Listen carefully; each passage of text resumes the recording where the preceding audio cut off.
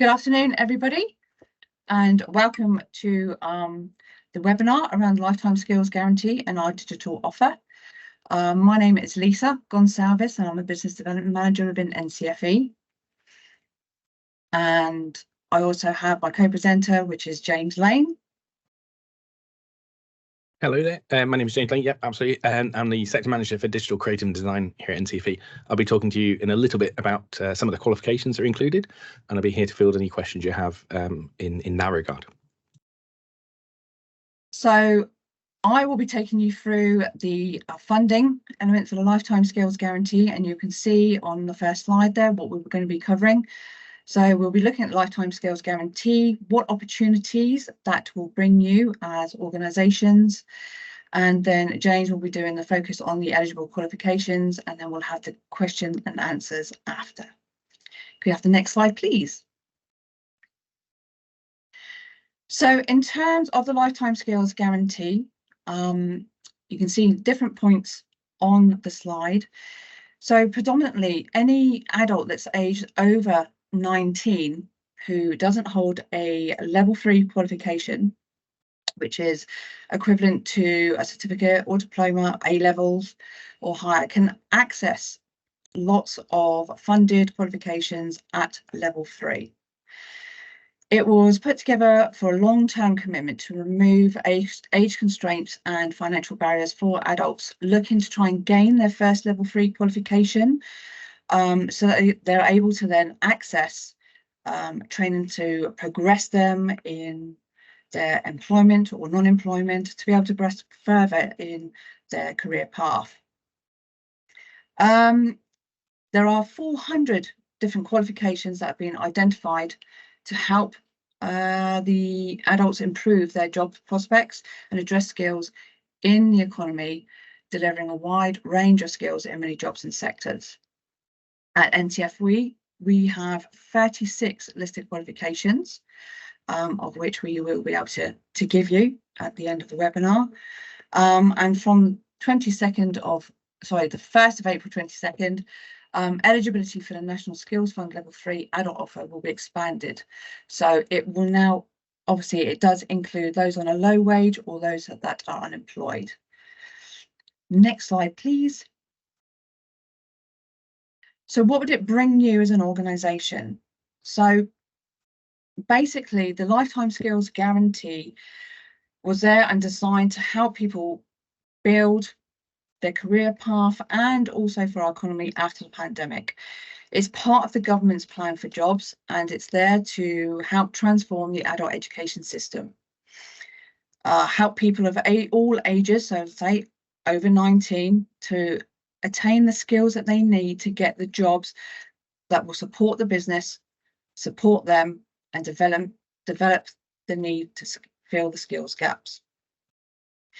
Now, for instance, if you had a level 2 learner prior to the pandemic, okay, this might be a really great way to entice them back in to be able to then progress their career and gain a level 3 qualification. If you as an organisation have an AUB contract, then you can complete the level 2s under that funding. But for those that wish to progress to a level 3, you could use the Lifetime Skills Guarantee as that alternative funding route for your organisation. If you don't have any AUB, then this offers a perfect opportunity for you to be able to deliver qualifications and kind of open that door for you. Now, also in terms of the LSIPs, so the local skills improvement plans, there's an opportunity to utilise the Lifetime Skills Guarantee funding to help become part of that programme, and obviously work with the providers and employers that are part of those particular LSIPs in your area to start delivering the pathway to fill the local skills gaps. And then lastly, access to funding qualification within the in-demand sector. So not just looking at the LSIP plan, but also what you as an organisation might also know as an opportunity. These are the perfect, or this is the perfect funding route for you to be able to develop your curriculum for delivery. Next slide, please. And I will hand you over to James Lane. Wonderful, thank you very much. So As I said before, we've got a couple of different qualifications that we want to talk to you today about. These are the ones that are covered. So first of all is a level 3 certificate in coding practices. So what I've included here, excuse me, is the unit breakdown. And I was wanted to talk you through that a little bit through each qualification, so you can see sort of how we've built the qualifications and how they would be useful in the scenario that Lisa's just covered. So this, I think, can be useful. All of these qualifications can be useful, whether we're looking at either the solidification of learning, maybe someone's operating in this environment. We have a lot of people within these digital skill pockets that are perhaps self-taught and require a qualification to solidify that learning, or those that are looking to reskill and maybe go on a different path. So here's the 5-unit breakdown for the level 3 certificate in coding practices. Two things I want to draw out. One is the sort of methodical approach that we take to build these qualifications. We build them with practitioners from the sector, and we include well, all of our qualifications, of course, include the useful information, but we've taken quite a programmatic approach to say what are the must-have skills. And so, for example, we've got coding requirements and planning. We're breaking that down into individual actions. For example, taking a brief from a client. This is the type of feedback we had from employers to say that folks are not coming with these skills, and that's something that they have to be taught. So we've baked it directly into the qualification. The other element of this that I wanted to draw out as well is that we don't really take a language-specific focus on coding. So this is for you as providers to decide which language you want to build this on the back of. We allude to some examples, but whatever kind of IDE, whatever kind of language specific, we're taking the approach of perhaps syntax in the first instance, and then it's for you to build on that in the most sort of constructive way. We are, of course, on hand to help you make those decisions if you want that support. Otherwise, it's for you to have fun with and for your learners to really be excited about. So on the next slide, this is the way I've broken down all of these qualifications. I want to talk about what progression might look like. So here are some examples. We've got level 4 cert in IT, a diploma in soft dev, or an apprenticeship route.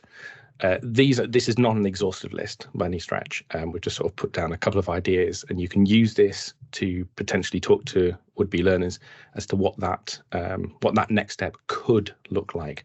The level 3 cert can take direct through employment, or it can be a continued learning experience.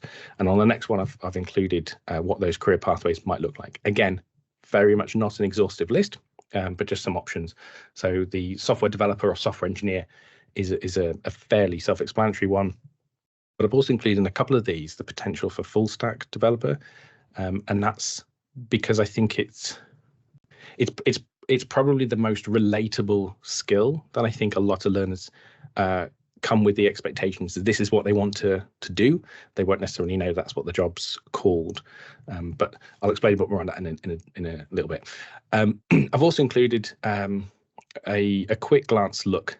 This I think I pulled from Indeed, and there are currently 10,785 jobs that would meet this is very high level, but just to give you an idea, there are plentiful of employment opportunities for those with the right skill. I haven't necessarily mapped each job specifically to a level 3, but that's where the progression comes in. But it's just to give you an idea about what's out there and available.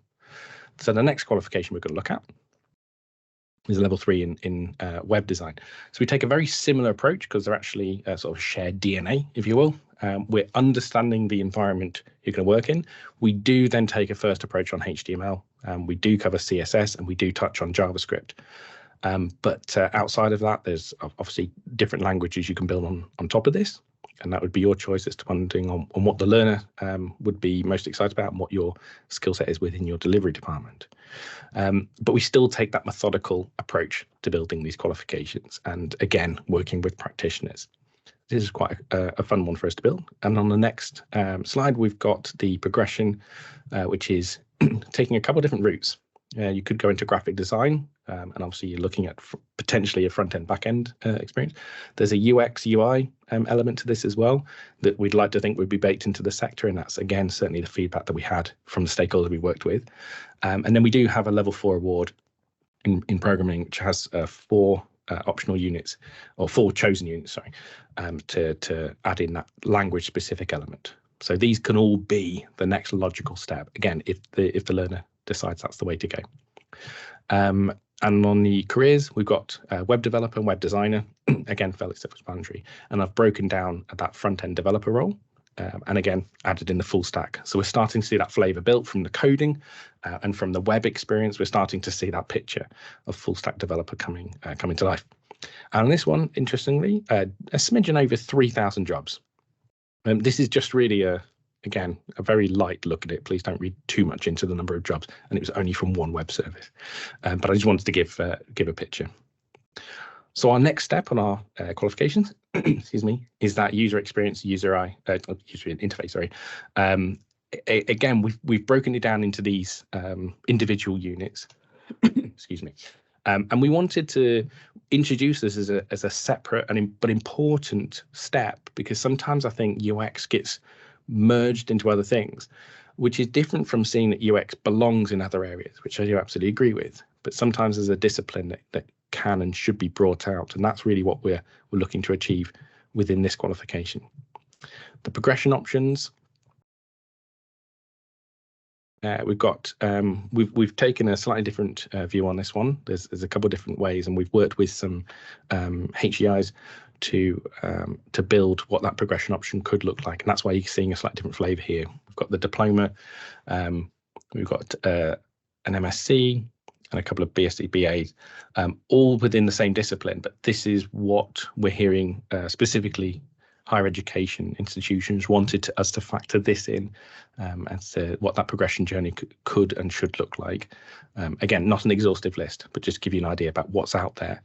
So when you're having those conversations with the would-be learners, you can sort of show them what that pathway could look like. They could go on to do either user experience or user interface.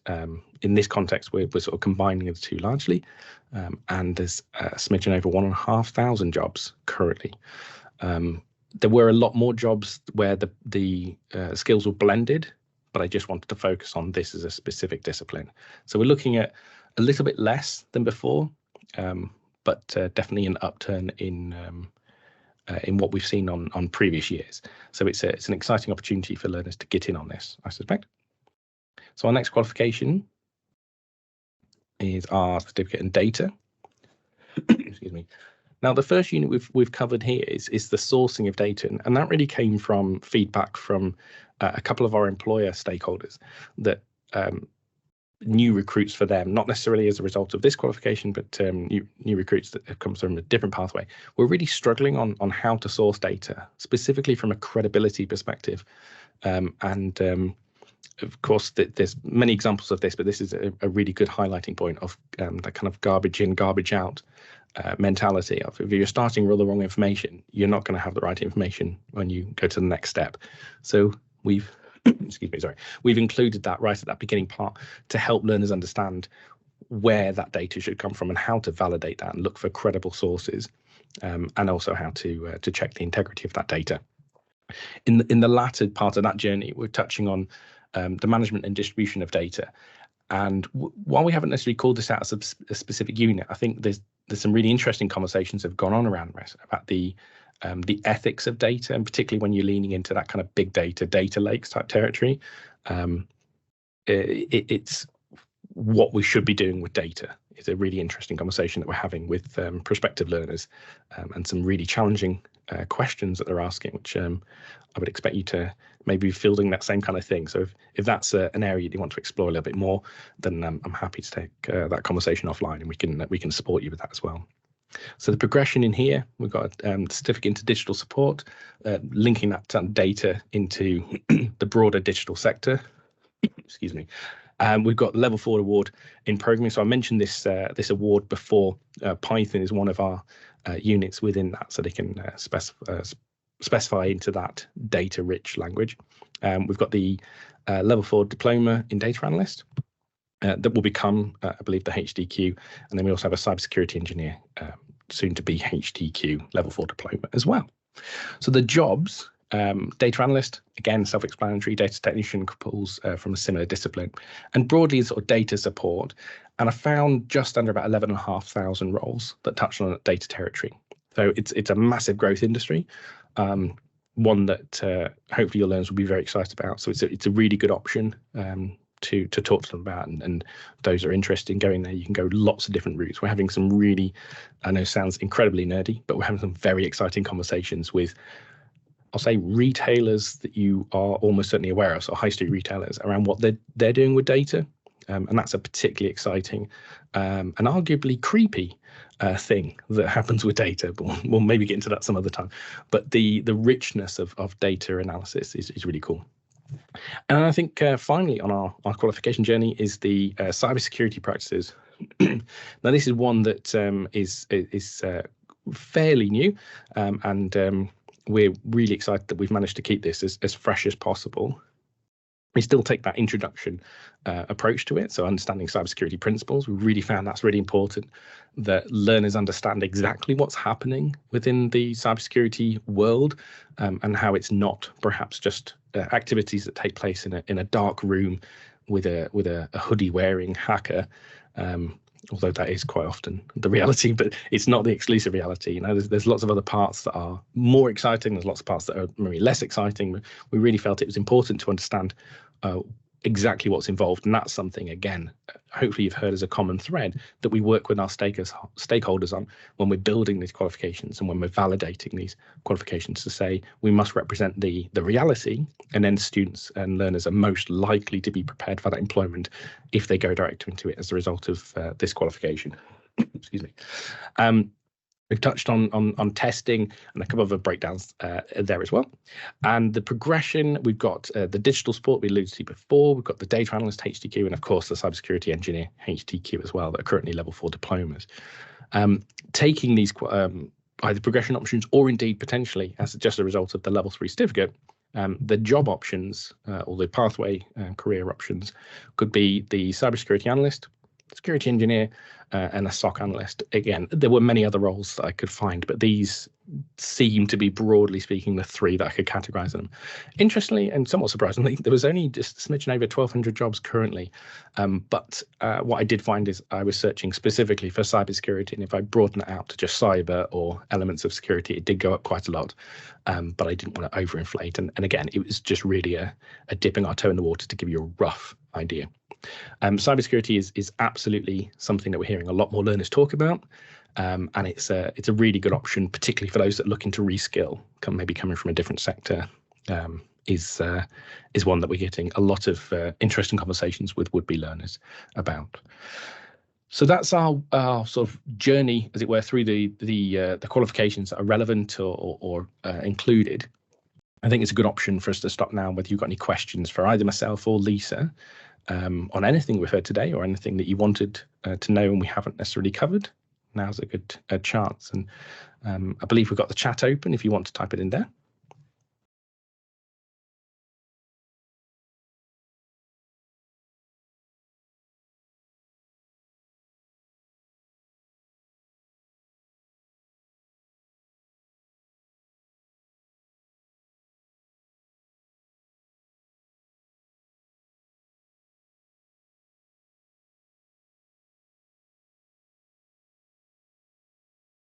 I think that was about a healthy 10 seconds of I see some questions coming through. What I was going to say is, if we'll jump into these questions in 2 seconds. If there are any questions that you do have and we don't have the opportunity to address them today, please, of course, don't think that this is the only opportunity you have. We're quite happy to field them separately.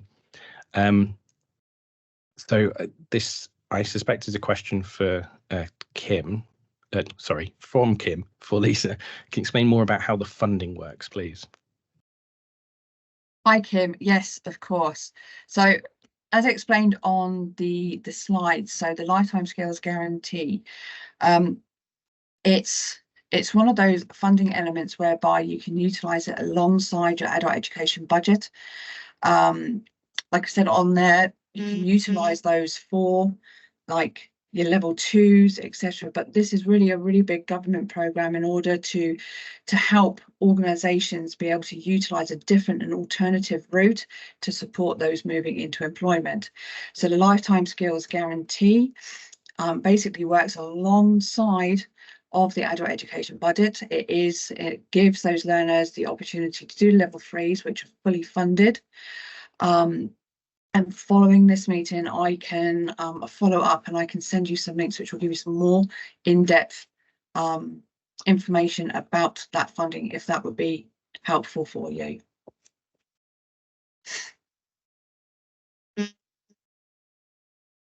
No problem, Kim. I will do that for you. Not a problem. James, one for you from Alexander Clark for the minimum entry requirements, please. That's a good question. Let me double check that. I'm not seeing anything on initial page. Sorry, I misread that question. I thought it was the entry requirements for the funding. All of these certs, I'm going to check in a bit more depth and see whether we have anything strictly categorized. But they're all written with the intention that a learner could come in quite fresh. So we're breaking down that methodical approach that they could take that on. I'll check with our product team to see whether we've actually put anything strictly in there. But no, you know, if they come from a lower level previous experience, that's certainly going to aid them. But in essence, they can absolutely take this on from fresh. I'll double check that and come back to you.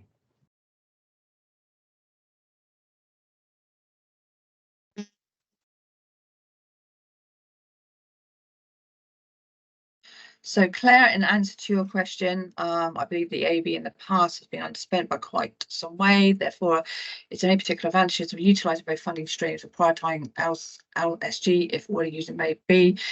The main advantage is that it's obviously with AB allocations. If you have an AB allocation and you're underspending, then you could utilize that for the level 3s, but then the Lifetime Skills Guarantee also gives you that option to be able to run other qualifications that you might not already have the delivery elements for. So it does give you options to be able to deliver a lot more within your particular areas, and especially with the skills gaps. The information that I'll be sending out will have a lot of that and will have the advantages to that. So again, from that, Claire, I can ensure that that's sent across to you as well. If I can jump back in on that level 3 cert for coding practices, there is a requirement on they would have completed a level 2 qual in either IT or coding. The other 4 are at your discretion, but they do note that the learner may benefit from having completed a level 2 qualification, but not necessarily a requirement. So it's your discretion.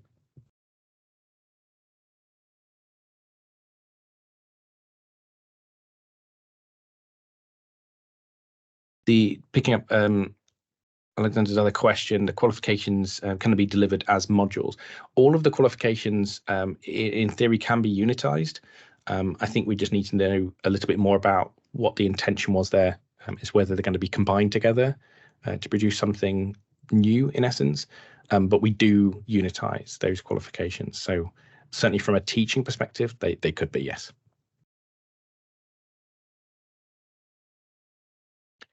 There's a question here, I think, for you, Lisa, from Kim. What happens if learners do not complete through no fault of the provider when there is funding provided? Do you know? Kim, that's a very, very good question, and I will take that away and I'll come back to you if that's okay.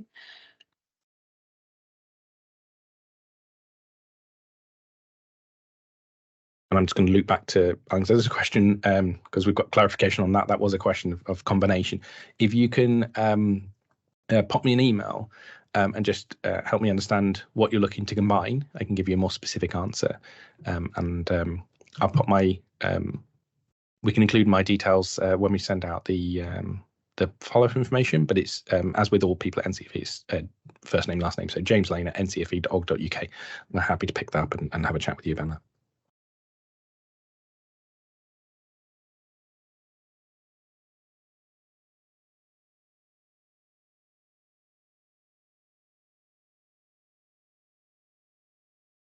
So Kim's got a question here that I think for me, in terms of technology, as it is changing constantly, are these courses covering the latest technologies? Yes, is the short answer.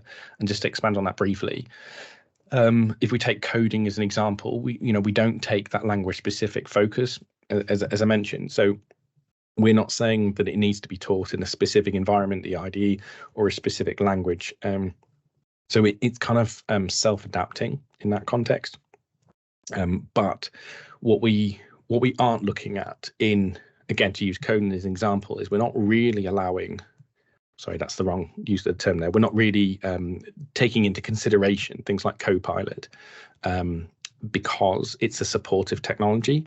So our position is that the learner would understand the underlying syntax and the underlying skills, and then if something like an AI can offer support in that, then my position would be that's the reality of the sector, and so it should be catered for. But at this point, it would be done within the teaching element rather than the specification. And from an assessment perspective, I can double check this actually on the assessment for these, but we wouldn't. I don't think we would currently expect the use of an AI in the creation of assessment materials, but obviously that's an evolving topic, so we're currently looking into that a little bit more right now. Isla, so I've got a couple of questions. So Alex, is specific paper required to access this stream of funding, please? And Danny, how is the funding made available? In terms of how it's made available, there is a particular link that you need to follow in order to obviously apply for the Lifetime Skills Guarantee funding.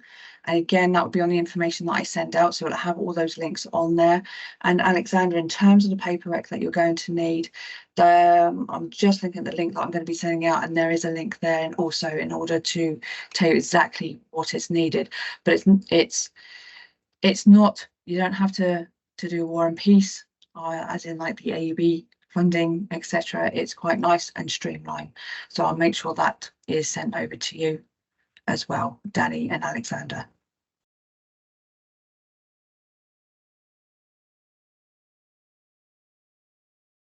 I think some useful feedback from Robin saying they're finding that coding at level 2 and 3 is really popular, and adding cyber in soon. So obviously that's great to hear. I think you've got two massively growth areas there, so it makes perfect sense.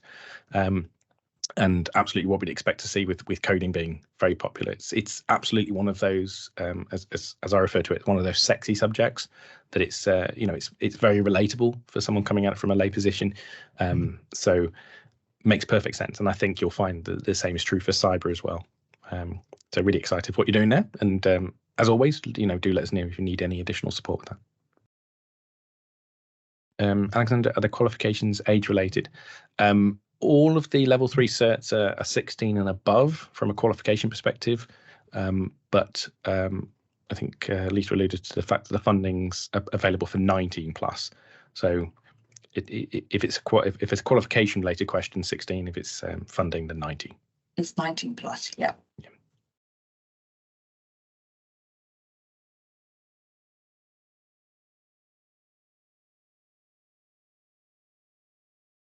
Okay, do we have any more questions at all?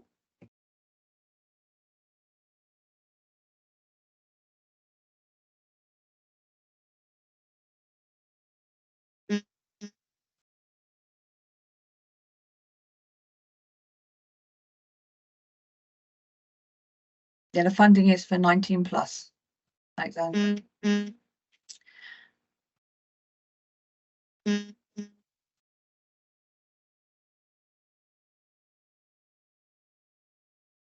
James, is that a question for you from Alexander? Can you suggest speed of qualifications for homeschool?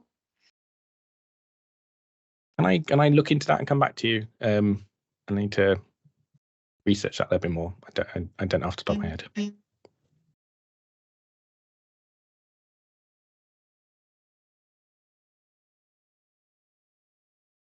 Okay, any more questions at all?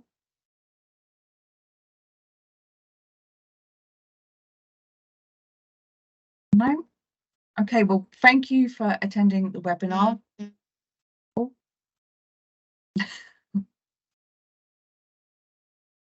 Is that for the same question, Alexander, for the homeschool? Or is that just in general?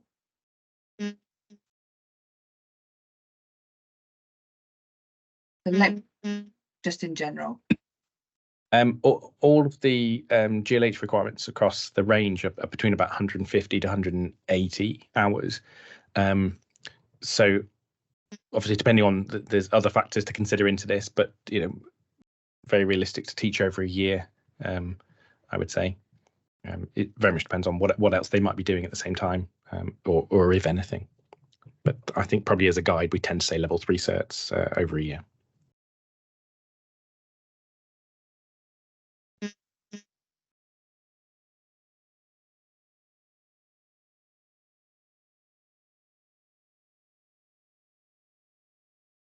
Okay, so if there is no more questions, then we shall end the webinar there, and we shall get answers over to those who have raised questions.